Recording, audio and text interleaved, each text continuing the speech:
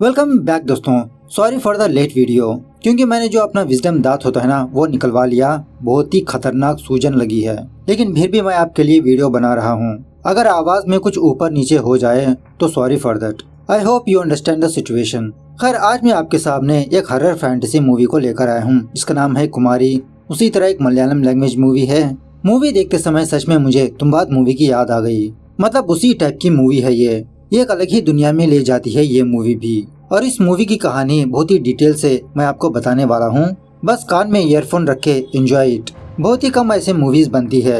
तो चलिए ज्यादा टाइम वेस्ट ना करते हुए लेट्स स्टार्ट। और उससे पहले लुटा दो प्यार, फॉलो इंस्टाग्राम। मूवी की शुरुआत में ही एक दादी माँ अपने पोते को एक कहानी सुनाने लगती है। बहुत सालों पहले देवलोक में एक देवी रहा करती थी। एक दिन उस देवी को इच्छा होती है कि वो हमारी धरती पर आकर थोड़ा सैर करे। सो टूर का प्लान कर वो देवी और कुछ और देवियां हमारे भूलोक पर आते हैं। सैर करते समय उस देवी को हमारी धरती बहुत ही पसंद आती है। यहाँ के कल्चर्स, यहाँ के इंसान, नेचर एक्सेट्रा। जब लौट कर जाने का टाइम आता है सारे देवियां अपने देवलोक चली जाती है सिवाय उस देवी के। कुछ दिन गुजरने के बाद वो देवी एक इंसान से प्यार कर बैठती है और कुछ सालों बाद इन दोनों के काफी सारी संतान पैदा होती है। लेकिन वो बच्चे ना देव होते हैं ना इंसान। वो एक अजीब तरह के क्रिएचर्स होते हैं। पहले तो वो बच्चे एक दूसरे में लड़ने झगड़ने लगे, उसके बाद इंसानों को नुकसान पहुंचाने लगे। बेचारी देवी सोचने लगती है कि मैं जिस भूलोक को इतना प्यार करती हूँ मेरे बच्चे इसी भूलोक को सर्वनाश कर रहे हैं। यही सोचकर वो देवी माँ अपने बच्चों को ही श्राप देती है। उस श्राप की वजह से उस देवी माँ के बच्चे बहुत दूर चले जाते हैं। मतलब कुछ बच्चे पाताल में चले जाते हैं, कुछ जंगलों के अंदर, कुछ पहाड़ियों के अंदर। इस तरह से आबादी से बहुत ही दूर हो जाते हैं। उसके बाद देवी माँ को अपनी गलती का एहसास होते हुए वो देवी माँ अपने देवलोक लौट चली जाती है। लेकिन उसके बाद ही एक असली कहानी शुरू होती है। दुनिया वाले उस राक्षसों को पूजा पाठ करने लगते हैं, जिसकी वजह से उन क्रिएचर्स की शक्ति बढ़ने लगती है। इस तरह से ये सिलसिला स्टार्ट होता है। उसके बाद सीन बहुत सालों बाद शिफ्ट होता है, जहाँ पर चौक्कन नाम के एक यतीम लड़के को दिखाया जाता है। एक्चुअली चौक्कन इल्लूमले के जंगलों में रहता है। जब वो आम लेने के लिए गांव में आता रहता है। अब उसी एक गांव में तुप्पन नाम का एक बहुत बड़ा राजा होता है, घमंडी राजा। फिलहाल तो कुछ लोग तुप्पन को एक बहुत ही कीमती डायमंड्स लाके देते हैं, लेकिन तुप्पन इन लोगों को बहुत ही कम कीमत देने लगता है। और ये डायमंड सिर्फ इल्लीमला जंगलों में ही मिला करते हैं। और यहाँ पर एक और बात यह है कि चौक्कन एक्चुअली एक नीची जाति का लड़का होता है। तुप्पन हमेशा चौक्कन को डांटते रहता है कि मैंने तुमको कितनी बार कहा कि यहाँ पर आसपास मत भटका करो। लेकिन तुप्पन की बीवी नंगाकुट्टी चौक्कन से बहुत प्यार करती रहती है। जब कभी भी चौक्कन यहाँ पर आता थोड़ा बहुत खाना दे देती है। मतलब चौक्कन को अछूत नहीं मानती। इसी में नंगाकुट्टी चौक्कन से पूछने लगती है, तुम क्यों हमेशा जंगलों में रहते हो? मैंने सुना है उस जंगल में इल्लीमला चातन रहता है, क्या वो तुमको कुछ भी नहीं कहता? ये सवाल सुनने के बाद चौक्कन अपना खाना छोड़कर जंगलों में भागने लगता है। और इसी तरह तुप्पन के बागीचे से कुछ आम वगैरह भी तोड़ा होता है। उस आमों को वहीं पर छोड़कर भाग जाता है। नंगाकुट्टी को आम पसंद होने की वजह से चौक्कन के आम खाने लगती है। दूसरी तरफ चौक्कन कुछ चिकन वगैरह लेकर एक बहुत ही गहरी गुफा में जाने लगता है। और सच में उस गुफा में इल्लीमला चातन रहता है, मतलब उस देवी माँ का एक बेटा। हर रोज रात चौक्कन कुछ न कुछ खाने के लिए चातन को लाके देता रहता है, जिसकी वजह से चातन चौक्कन को कुछ भी नहीं कहता। हालांकि ये दोनों बहुत ही अच्छे फ्रेंड्स होते हैं। उसी रात जब नंगाकुट्टी तुप्पन को खाना सर्व कर रही होती है, तुप्पन नंगाकुट्टी के हाथों में आम के स्मेल को सूंघता है। गुस्से में पूछने लगता है कि ये आम तुमको कहाँ से मिले? क्या तुम ही उस बागीचे से आम चुरा रही हो? लेकिन बाद में पता चलता है कि उन आमों को चुराने वाला चौक्कन है। और जब चौक्कन तुप्पन के घर के आसपास आता रहता है, यही जानने के लिए तुप्पन अपने घर के आसपास घूमने लगता है, मतलब चौक्कन को ढूंढने लगता है। सो उस वक्त चौक्कन तुप्पन के तालाब में नहाता रहता है। ये देखकर तुप्पन को बहुत गुस्सा आता है। कहने लगता है कि तुमने मेरे तालाब को गंदा कर दिया, अछूत कर दिया। ऐसा कहते हुए उस बच्चे को मार देता है। तभी ये खबर गुफा में रहने वाले चातन को पता चलती है। इल्लीमला चातन को बहुत गुस्सा आता है। तुप्पन की फैमिली और उसके राज्य को श्राप दे देता है। उसी रातों रात आसमान से पत्थरों की बारिश होने लगती है। उस बारिश की वजह से काफी सारे इंसानों को एक अजीब की बीमारी होने लगती है। काफी सारे इंसान जानवर मारे जाते हैं।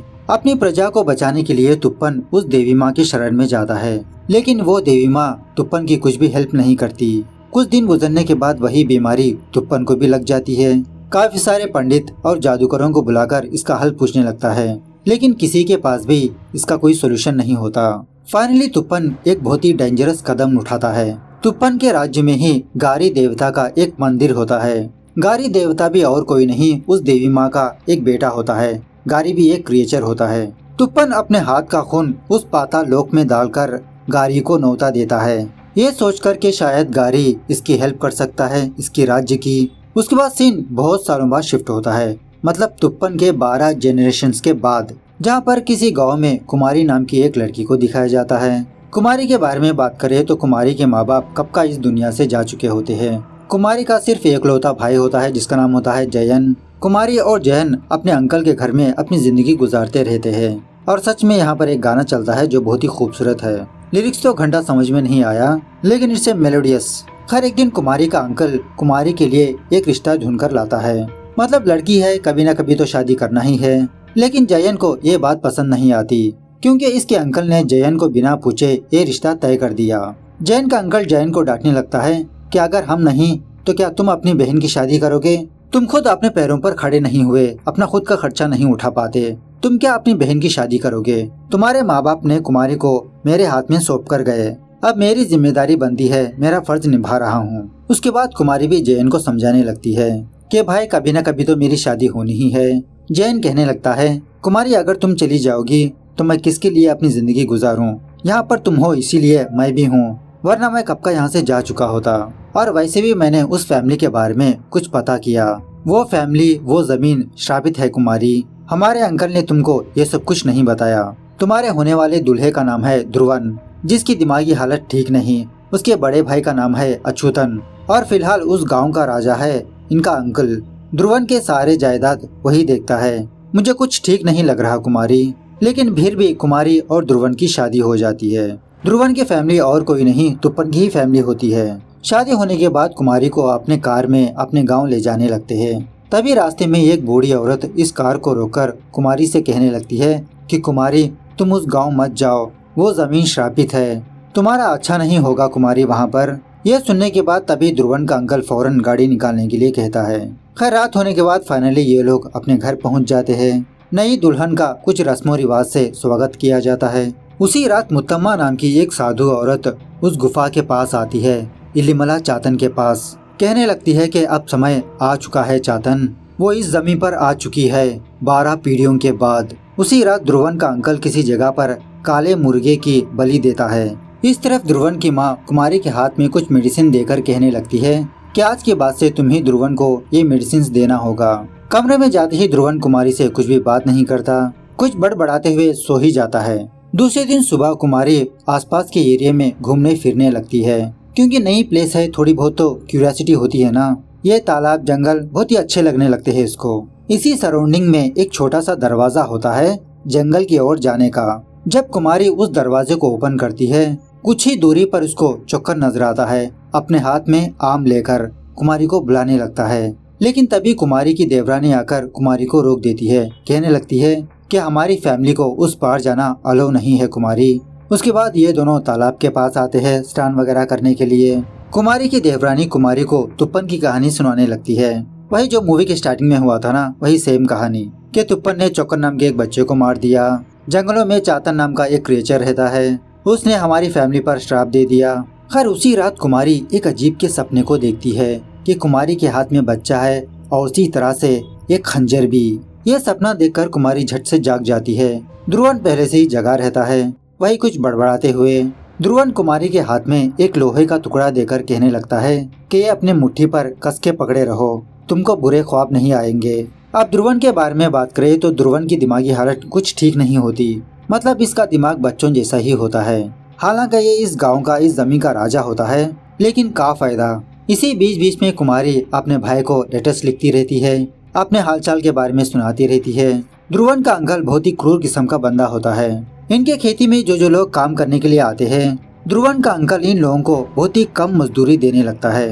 आवाज उठाने पर इन पर जुल्म भी उठाने लगता है। इसी बातों के दरमियान ध्रुवन ऐसे ही उन लोगों से बात करने लगता है। ध्रुवन को आवाज उठाता हुआ देखकर ध्रुवन का अंकल ध्रुवन को एक लात मारकर नीचे गिरा देता है, कहने लगता है कि जमीन तुम्हारी है और चलाना हमको पड़ रहा है। अब ये चीज कुमारी अंदर से देखकर बहुत अफसोस करने लगती है कि इसके हस्बैंड को ऐसे ट्रीट किया जा रहा है।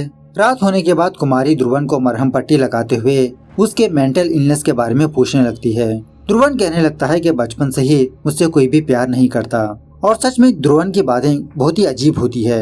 मतलब इसके बात करने का तरीका बहुत ही पागलों जैसा होता है।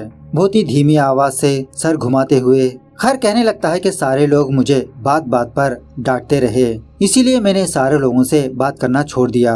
बस मैं अकेला ही रहकर अपने आप से बात करने लगा। कुछ दिनों बाद मुझे और मेरे भाई को एक टीचर के पास भेजा जादूगर बनाने के लिए, लेकिन वो टीचर भी मुझे लाइक ही नहीं करता था।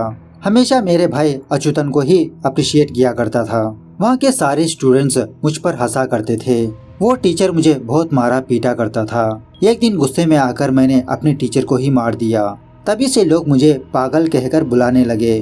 तो जब कभी भी मैं अपने आप को अकेला पाता हूँ, मैं इस लोहे का सहारा लेता हूँ। ये मुझे अकेलेपन से दूर करता है। सब कुछ सुनने के बाद कुमारी कहने लगती है कि आज के बाद से आप अकेले नहीं हो। इस लोहे की अब आपको जरूरत नहीं, मैं हूँ ना, मैं आपका साथ दूंगी। इस तरह से उस रात इन दोनों के बीच कांड होने लगता है। उसके बाद कुमारी ध्रुवन का बहुत ख्याल रखने लगती है। ध्रुवन भी धीरे धीरे कुमारी से बात करने लगता है, अपने दिल की बात शेयर करने लगता है। ये दोनों हंसी खुशी अपनी जिंदगी गुजारने लगते हैं। इसी में हमको एक और बात पता चलती है कि अच्युतन अपनी बीवी के साथ नहीं सोता। उसी गांव में कुछ दूरी पर पारिजातम नाम की एक औरत रहती है। मतलब अच्युतन और पारिजातम का अफेयर चल रहा होता है और ये बात अच्युतन की बीवी भी जानती है। खैर एक दिन जब कुमारी अपने तालाब में स्नान कर रही होती है, कुमारी को उस जंगलों की साइड से एक आवाज सुनाई देने लगती है। बहुत ही मीठी आवाज, जैसे फ्रोजन 2 में है ना, उस तरह की आवाज। वो मीठी आवाज कुमारी को आकर्षित करने लगती है और इसी तरह उस जंगलों में कुमारी को चौकन भी नजर आता है। उसके पीछे पीछे जाने लगती है। थोड़ी दूर जाने के बाद कुमारी को मुत्तम्मा नजर आती है। कहने लगती है कि डरो मत कुमारी, मैं तुमको बचाने के लिए आई हूँ। तुम्हारे पेट में एक और जान बस रही है, लेकिन वो जान डेंजर में है। तुम्हारे चाहने वाले ही उस बच्चे को मारने की कोशिश करेंगे। एक दिन तुम जरूर इल्लमला चातन के पास आओगी। सिर्फ चातन ही तुम्हारे बच्चे को बचा सकता है। इसकी बातें सुनने के बाद बेचारी कुमारी डर के मारे वहाँ से भागने लगती है। कुमारी की देवरानी देखने पर कुमारी को बहुत बुखार होता है। फौरन डॉक्टर को बुलाया जाता है। डॉक्टर चेकअप करके बताने लगता है कि कुमारी प्रेग्नेंट है। यह सुनने के बाद सारे लोग शॉक में रह जाते हैं, स्पेशली ध्रुवन का अंकल और अच्युतन। उसी रात ध्रुवन का अंकल दोबारा किसी कमरे में जाकर किसी की पूजा पाठ करने लगता है, बलि देने लगता है। और यहाँ पर बात यह है कि जिसका पहला बच्चा होगा वो इस जमीन का राजा होगा। सो ध्रुवन सोचने लगता है कि अगला लैंडलॉर्ड मैं ही बनूंगा, मैं ही मेरे जायदाद का मालिक रहूंगा। जब ये बाप बनेगा इसके सारे ख्वाहिशात पूरे होंगे। खैर एक रात कुमारी के बगल में ध्रुवन नहीं होता। कुमारी ध्रुवन को ढूंढने लगती है। सो कुमारी देखती है कि ध्रुवन किचन में जाकर कुछ कर रहा है। बाद में पता चलता है कि ध्रुवन ने अपने लाश के दोनों उंगलियों को काटकर कुमारी को ये बताने लगता है कि देखो अब मेरे 3 उंगलियां हैं, मैं भी गारी देवता बनूंगा। गारी देवता के जैसे ही मेरे उंगलियां हैं। कुमारी फटाफट से आसपास के लोगों को बुलाकर इसकी मरहम पट्टी करने लगती है। यही मौके का फायदा उठाकर अच्युतन ध्रुवन को डांटने लगता है कि ध्रुवन अब बाप बनने वाला है, लेकिन इसका पागलपन अभी भी नहीं गया। तुम क्या राजा बनोगे और तुम अपने आप को गारी देवता से कंपेयर करने लगे। गारी देवता का नाम सुनते ही ध्रुवन को भी बहुत गुस्सा आता है। अच्युतन को मारने की कोशिश करता है, लेकिन तभी इन दोनों का अंकल आकर ये मामला सुलझा देता है। उसके बाद जब अच्युतन पारिजातम के पास जाता है, पारिजातम कहने लगती है कि मैंने तुमको ऑलरेडी कहा था ना कि उन दोनों को एक होने मत देना। अब क्या फायदा, कुमारी माँ बनने वाली है। लेकिन अभी भी कुछ नहीं बिगड़ा। तुम इल्लिमला चातन से मदद मांगो। उसी रात कुमारी की देवरानी कुमारी को कुछ बातें बताने लगती है। कहने लगती है कि तुम्हें क्या लगता है मैं माँ नहीं बन सकती? मैंने जानबूझकर बच्चा नहीं किया, क्योंकि ये जमीन, ये फैमिली श्रापित है। कुमारी, मैंने तुमको तुप्पन और गारी देवता की कहानी सुनाई थी ना। उस वक्त तुप्पन ने चातन के श्राप से बचने के लिए गारी देवता का सहारा लिया। बदले में गारी देवता तुप्पन से कुछ मांगा, इंसान की बलि मांगी, और वो भी खुद उसके बेटे की। तुप्पन इसको और अपनी प्रजा को बचाने के लिए अपने बेटे को गारी देवता के सामने सैक्रिफाइस कर दिया। तब जाके तुप्पन की बीमारी ठीक हुई। लेकिन उसी वक्त तुप्पन की बीवी नंगकुट्टी उस देवी माँ के सामने अपना सर पटक पटक के अपनी जान दे दी थी। और 12 जनरेशंस के बाद दोबारा ये सैक्रिफाइस देना होगा, और वो बलि तुम्हारी बेटे की होगी। कुमारी कुमारी पूछने लगती है कि क्या बात कर रहे हो आप, भला अपने बेटे की बलि कौन दे सकता है? देवरानी कहने लगती है यही सच है कुमारी, ये इस घर का रिचुअल है। और अभी भी तुम मेरी बातों पर भरोसा नहीं करती। चलो मैं तुमको एक चीज दिखाती हूँ। ऐसा कहते हुए कुमारी को एक सीक्रेट जगह पर ले जाती है। उस कमरे में एक इंसान बहुत ही बुरी हालत में होता है, मतलब दिखने में मम्मी टाइप होता है, लेकिन इसके अंदर अभी भी जान होती है। और ये बंदा और कोई नहीं, राजा तुप्पन होता है। मतलब इतने सालों तक तुप्पन अभी भी जिंदा है और इसी तरह तुप्पन मौत मौत मौत कहकर बोलते रहता है। तब जाके कुमारी को इस घर की स्टोरी के बारे में पता चलता है। उसी वक्त इत्तेफाक से इन दोनों को ध्रुवन का अंकल देख लेता है। दूसरे दिन ही कुमारी की देवरानी कुएं में मरी पड़ी होती है। मतलब शायद इस बंदी को ध्रुवन का अंकल या तो इसका पति ही मार दिया होगा। उसके बाद एक रात कुमारी उस कमरे में जाती है जहाँ पर ध्रुवन का अंकल पूजा पाठ करते रहता है। पता चलता है कि उस कमरे में और कोई नहीं, गारी देवता की फोटो होती है। मतलब ध्रुवन की फैमिली इसी की पूजा करती रहती है। उसी वक्त कुमारी मुत्तम्मा के जरिए से इल्लीमला चातन के पास जाती है, क्योंकि मुत्तम्मा ने कहा था ना कि चातन ही तुम्हारे बच्चे की हेल्प कर सकता है। गुफा में जाने के बाद सच में वो क्रिएचर बहुत ही डरावना होता है, लेकिन कुमारी को कुछ भी ना करते हुए कुमारी को एक चीज देता है, एक छोटा सा स्टैचू। मुत्तम्मा कहने लगती है कि इस चीज को तुम अपने घर के सराउंडिंग में दफना दो, जिसकी वजह से गारी देवता का पावर धीरे धीरे कम हो जाएगा, चातन की शक्ति बढ़ेगी। दफनाने के बाद दूसरे दिन ही गांव में कुछ अजीब के इंसिडेंट्स पेश आने लगते हैं। अचानक से कुछ इंसान जानवरों की मौत हो जाती है, वो भी बेरहमी से। सारे गांव वाले ध्रुवन के अंकल को मदद मांगने लगते हैं। ये देखकर ध्रुवन का अंकल समझ जाता है कि यह कांड इल्लीमला चातन का ही हो सकता है। तभी गांव वालों के सामने ध्रुवन को राजा बनाता है। उसी तरह जादूगर भी कहने लगता है कि अब यही तुम्हारी हेल्प करेगा, क्योंकि ध्रुवन का बच्चा इस दुनिया में आने वाला है ना। उसी रात पारिजातम अच्युतन को इल्लीमला चातन के पास जाने के लिए कहती है, ताकि उस श्राप से इसकी जान बच सकती है। दूसरी तरफ ध्रुवन का अंकल ध्रुवन को जादूगर बनाने की कोशिश करने लगता है। कुछ रिचुअल्स वगैरह चलते रहते हैं। उसी तरह कुमारी अपने कमरे में बैठकर कुछ मंत्र वगैरह पढ़ती रहती है, ताकि गारी का पावर कम हो जाए, चातन का पावर बढ़ता रहे। पारिजातम की बात मानकर अच्युतन खाना लेकर इल्लीमला चातन के पास जाता है उस गुफा में। लेकिन चातन तो इस फैमिली के ऊपर बहुत गुस्सा होता है ना, बेरहमी से अच्युतन को मार देता है। इस तरफ रिचुअल के दौरान चातन का ही एक सांप ध्रुवन के अंकल को डस के उसे मार देता है। और कुछ दिनों बाद एक रात चातन का कहर ध्रुवन के घर के ऊपर पड़ता है। मतलब पत्थरों की बारिश की वजह से कुछ झोपड़ी वगैरह जल जाती है और उसी तरह ध्रुवन के खेत पर सारे फल टूटने लगते हैं। उसका असिस्टेंट कहने लगता है कि इस गाँव का ही कोई बंदा चातन के पास गया होगा। उसी रात ध्रुवन राजा तुप्पन के पास जाता है, कहने लगता है कि मैं इल्लीमला जंगलों में जाकर चातन को मारने वाला हूँ। तुप्पन कहने लगता है कि ये तुम नहीं कर सकते, वो बहुत ही पावरफुल है, तुम्हारी शक्ति उसके सामने हार जाएगी, मत जाओ वहाँ पर, अगले पूर्णिमा का इंतजार करो। लेकिन फिर भी ध्रुवन अपने साथ कुछ आदमियों को लेकर इल्लीमला जंगलों में जाने लगता है। अब उसी जंगलों में मुत्तम्मा की बिरादरी के लोग होते हैं जो चातन की पूजा पाठ करते रहते हैं। ध्रुवन इन सारे लोगों पर जुल्म उठाने लगता है।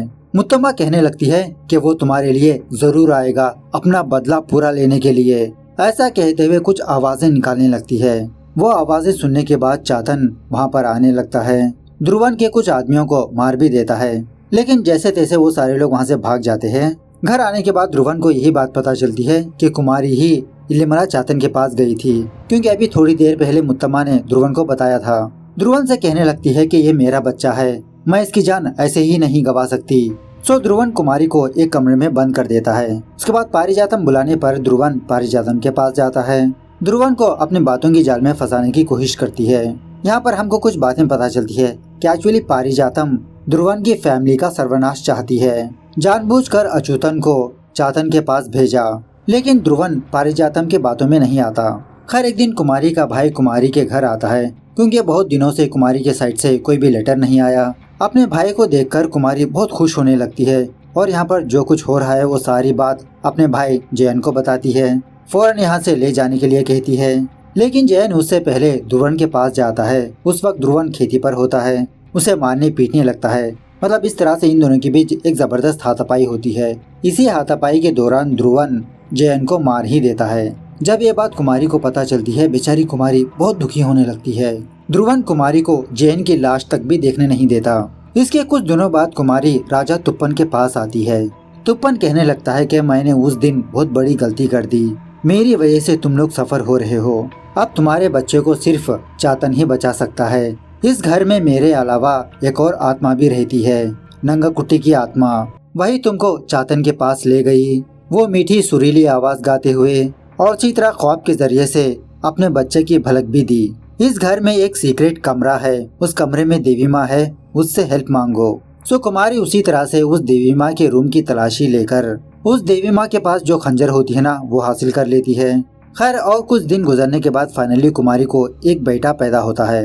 अनफॉर्चुनेटली उस दिन पूर्णिमा होती है। ध्रुवन अपने बच्चे को गारी देवता के पास ले जाने लगता है अपने बच्चे की बलि देने के लिए। सेम अपने खून से पाताल लोक का दरवाजा ओपन करके गारी को न्योता देता है।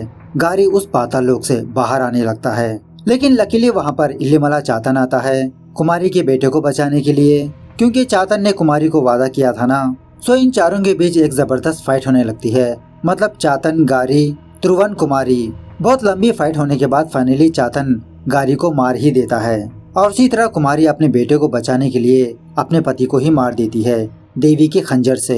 तब जाके राजा तुप्पन की आत्मा उसके शरीर से बाहर निकलती है। ये सीन बहुत ही गजब है। उसके बाद कुमारी उस गांव की रानी बनती है और उनके खेतों में जो मजदूर काम करते हैं ना उनका सारा कर्जा मिटा देती है और ऊपर से कुछ पैसे भी एक्स्ट्रा देने लगती है। इसी दरमियान में एक दिन कुमारी के छोटे बच्चे को जंगलों में चौक्कर नजर आता है, अपने हाथ में आम लेकर कुमारी के बेटे को अपने पास बुलाने लगता है। इस तरह से ये फैंटेसी मूवी यहाँ पर दी एंड होती है। तो मूवी कैसे लगी आपको कमेंट करके बताना जरूर। मिलते हैं अगली वीडियो में, तब तक take care, bye bye, see you soon.